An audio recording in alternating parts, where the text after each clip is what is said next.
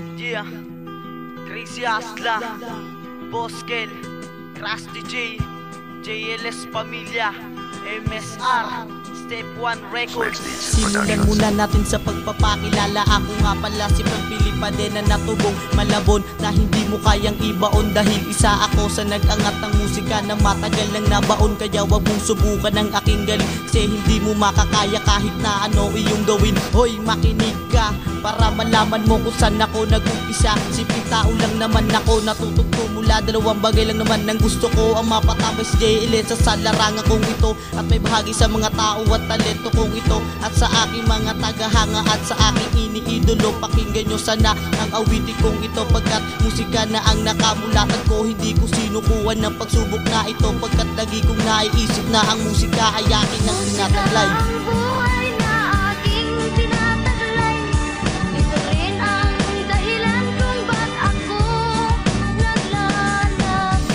Musika na ang nakamulatan simula sa pagkabata. Alam na ang pamantayan, madaling sabihin pero ang hirap gawin ng mga taong hindi ka kayang intindihin.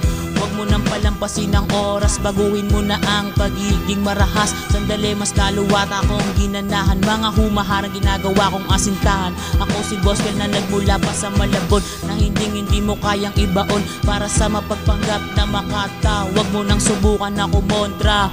Bagong tunog na naman ang maririnig mo, na nilapat namin gamit ang mikropono.